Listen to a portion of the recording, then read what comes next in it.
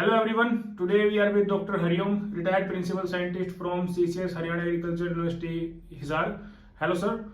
Today we are here to discuss a topic that is in very trend, that is difference between natural farming and organic farming. There is a heated debate between scientists, scholars, farmers that these both are the same thing. So, Doctor, we would like to get a clarity on this topic.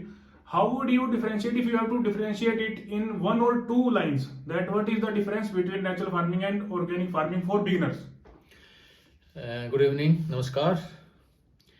This is a very hot discussion in the trainings also.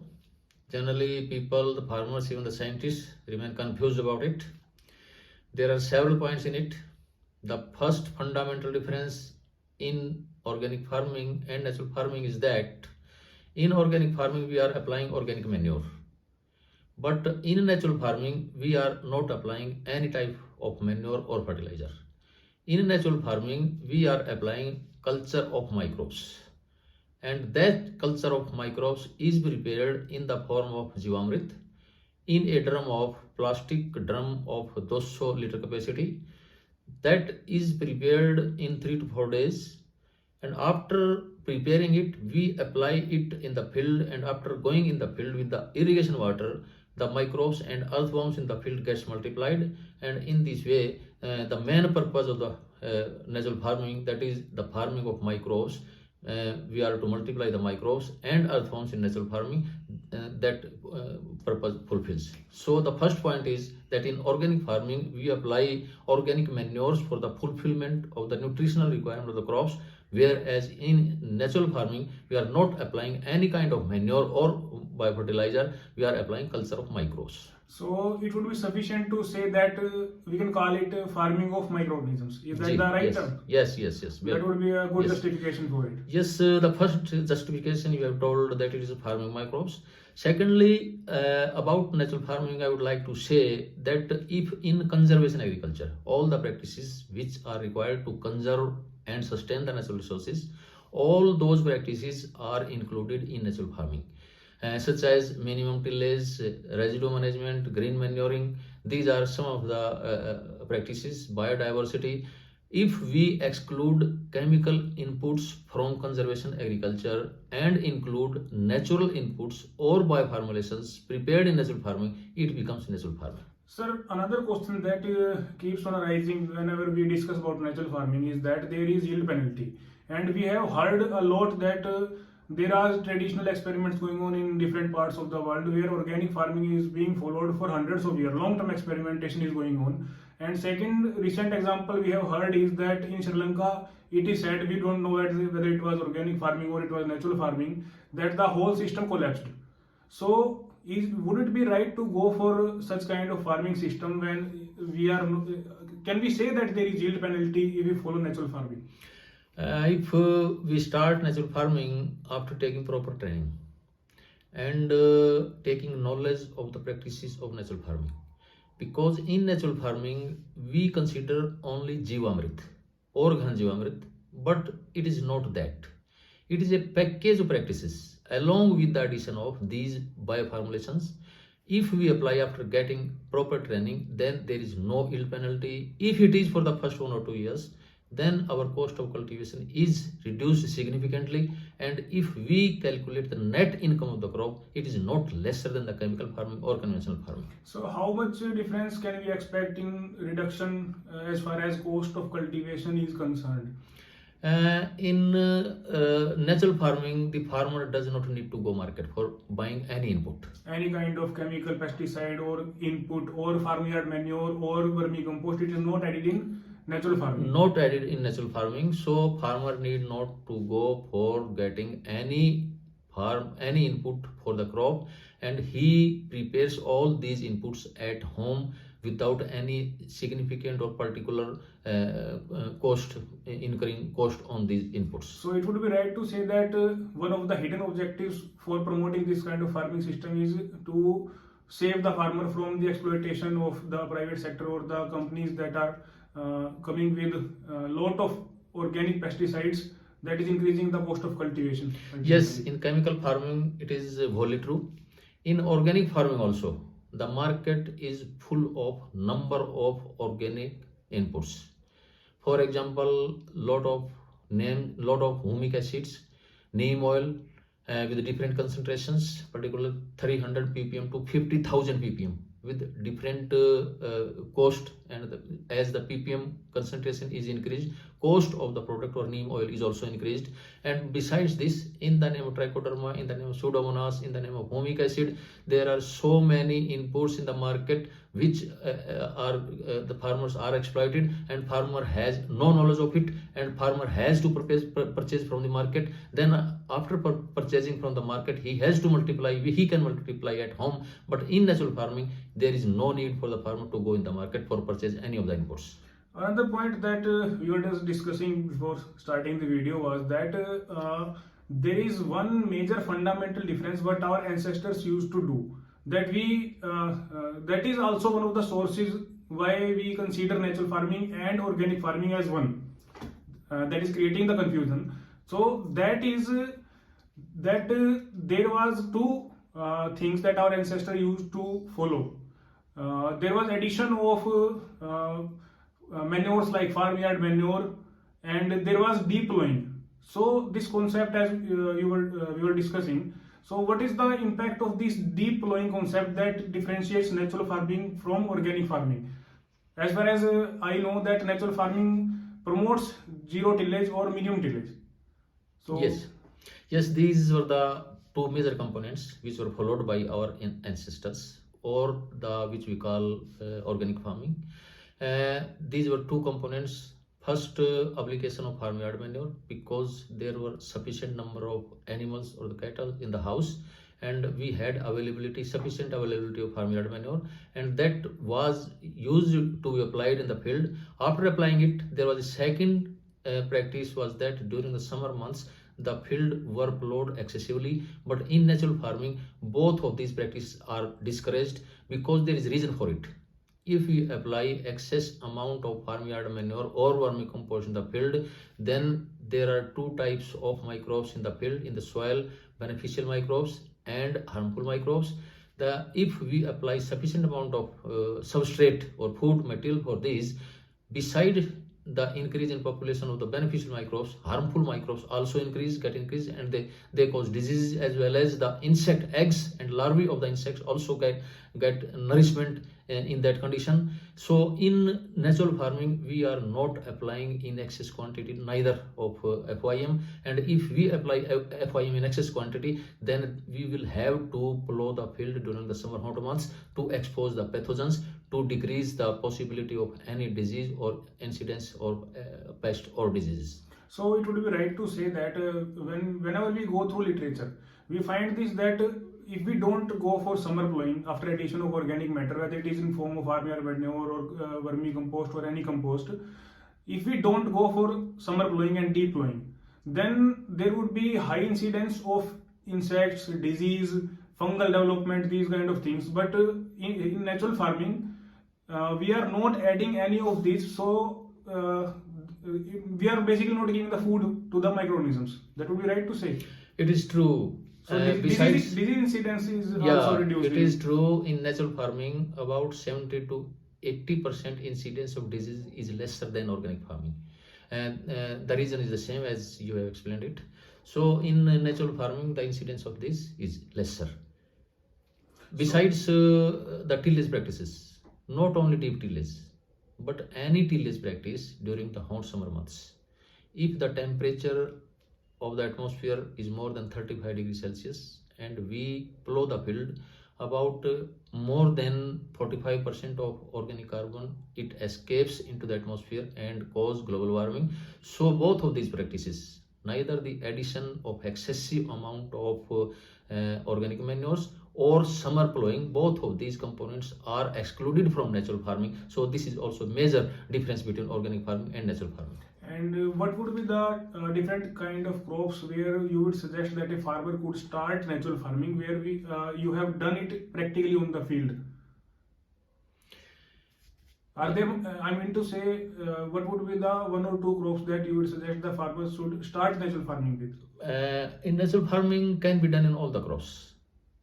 Preferably, if farmer starts during the Kharif season, it's a better option for starting natural farming, because in winter season or in the Rabi crops, due to the low temperature and lesser mobility of the microbes as well as for the nutrients, uh,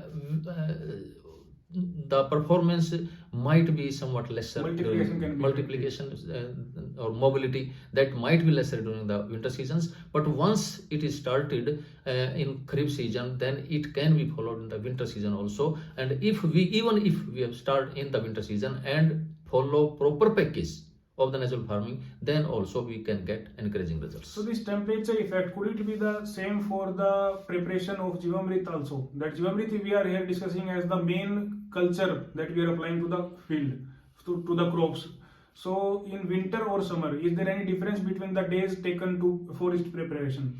Yes, there is a difference in the temperature. If we preparing Jivamrit during the summer months, it takes 3 to 4 days for full preparation. Whereas in winter season, it takes 7 to 8 days. The reason is that the activity of the microbes is slightly decreased during the low temperature. And this is the reason that we put, while during the preparation of Jivamrit, we put it in shade in the summer as well as in the winter, to avoid from the high temperatures as well as to avoid from the lower temperatures. One last thing that I would like to ask you is that you claim that in research it is said that it will take 30 to 40 years to even slightly increase the organic carbon of any particular field. But in natural farming, it is being claimed at a lot of places that organic carbon is increased in first 1, 2 or 3 years. So is it possible that natural farming could provide such an impact from organic carbon point of view? Yes, I am also doing research on this aspect. I am continuously monitoring the health of the soil at the farm of Gurukul Kurukshetra. In Gurukul Kurukshetra, natural farming has been adopted under the guidance and inspiration of Honorable Governor Gujarat, Acharya Devraji. And in 180 acres, their natural farming is being adopted, and almost all the crops are sown. So what we have seen during the monitoring of soil health, we have got results within 1 or 2 years, whereas literature says that such an increase is not obtained even during 30 to 40 years. I would like to mention here one of the research done at PAU Ludhiana. This research was done by Brad et al. And published in Agronomy Journal in 2015. In 30 years, the organic carbon content increased from 0.20 to 0.52%. That is just near the range of 0.50 from where the organic carbon is considered as in low category.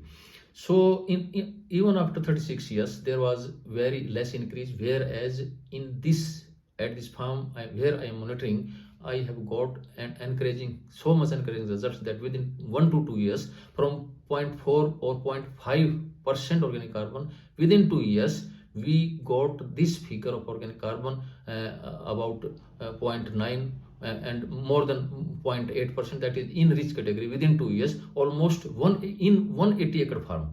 About 90% of the field, more than 90% fields are falling in rich category. So reason is that in natural farming, we emphasize on the multiplication and growth of microbes and earthworms. You see that when there is exponential increase of microbes and earthworms, their body is composed of protein mass, or even their body, if you consider all the type of bacteria, that is archaea, which is responsible for methane production, and it is also called methanogens also, and gram positive and gram negative bacteria. All these microbes, their cell wall or cell membrane is composed of either carbohydrates or carbohydrate plus proteins or carbohydrate plus lipids, that is lipopolysaccharides in gram negative bacteria, and in peptidoglycans in gram-positive bacteria, and in archaea it is the cell wall is composed of carbohydrates, and the CN ratio in their body, CN ratio of their body is 5 to 8 is to 1. That is readily available. When they die, it is directly converted into humus, and when we increase their population in the soil, that is directly available in the form of humus, and that is preserved in the soil. So that is why, besides this, the contribution of earthworms cannot be overlooked, because their excreta or castings, they contain 40% of humus, and in that casting 5 to 11% content of nitrogen, phosphorus and potash is more than the soil of the ordinary field. And that way, if we increase their population, and even earthworm also, in 1 acre there can be 5 lakh to 20 lakhs per acre, and if they produce such an amount of castings and they multiply with such an enormous amount, then after their decay or decomposition also, that their body mass in the form of protein mass or in the form of carbohydrate, protein and lipid mass, which is readily available to the plants with so much narrow CN ratio, that becomes available to the plants, as well as that is conserved in the soil. In this way, that conservation is the direct increase in the organic carbon content of the soil as well as humus content of the soil. Sir, one thing that we will keep on making videos on this topic, but one more thing that I would like to discuss with you here, that there are different pillars that we were discussing about natural farming, like mulching. So we will take them separately in different topics, but I would like to get an overview that you were saying that in Gurukul Kurukshetra, where 180 acres natural farming is being adopted in 180 acres. So for mulching, there is a problem that throughout our country and in different parts of the world also, there is not a guarantee that we can get appropriate amount of residues. So for that purpose, you are saying that an experimental plastic mulching was being carried out. So is it okay to use such type of technology with natural farming? Actually, there are so many scientists who came from the dry areas of the country, particularly Rajasthan, Badmer, Bikaner, etc. And in Gujarat also, Kutch, Bhuj area, in Bundelkhand areas, in Vidarbha areas, the scientists came here for the training. They told that there is very less rainfall, or the area is rain fed. So at that place, residues are not available. Even live mulching is not possible because of the deficit of the moisture or rainfall. So without mulching, the natural farming is difficult to be adopted. So for solving all these problems, for solving these area specific and location specific problems, so we have started an experiment with plastic mulching, because in that case our main idea was to avoid the plowing of the field, because plowing is the biggest threat to the organic carbon of the soil during the summer hot months. So there were many problems. Weed problem was also there, and in lighter soils the organic carbon is also a problem. So here we combined 3 practices. One, the natural farming, that is Jivamrit. Second, plastic mulching, and third is drip irrigation. Jivamrit was given through drip irrigation, and the results were amazing.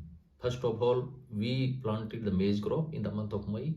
After application, a small amount, 4 to 5 quintals of Ghan Jivamrit per acre. Then Jivamrit was given through drip irrigation. So first of all, we planted the maize crop. That was excellent crop.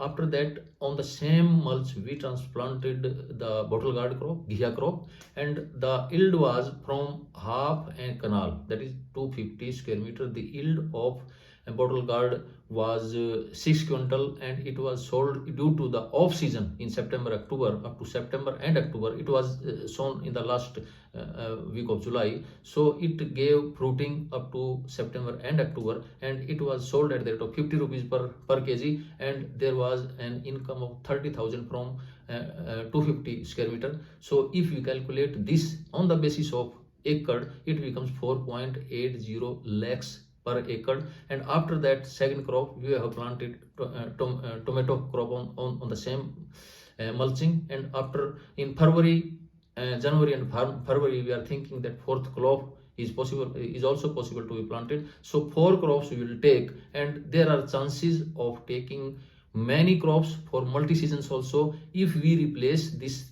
tiny or this micron or the mulching thickness of mulching, if we can change or we can make it thick so that it can be collected, and if needed ghana jivamrit can also be applied in between, and through the drip irrigation use we can apply for the multi crops as well as for the multi seasons, and without following, without incurring any expenditure on the weed control. So we can avoid these things, as well as the organic carbon is also developed in the soil, and many crops can be taken for longer periods, and income of the farmers can be increased, and tillage can be avoided, which is the main purpose of natural farming, that how we can avoid the tillage in the soil. So to conclude, we can say that we are getting high income from just one crop, and we have taken 3 crops already on the same beds, on the same mulch, without removing it continuously, and no plowing is being done. It Yes. would be right to say that. Yes. So from if we have just discussed only economics for only bottle guard. So if we go for natural farming and we could achieve no tillage or minimum tillage, that is being explained by the father of natural farming, Masanobu Fukuoka. So it could be practically achievable. Yes. We can conclude that. Well, yes. Okay, sir. Thanks a lot. We would keep on continuing these different aspects of natural farming in different videos. That would be all for today. Thanks a lot.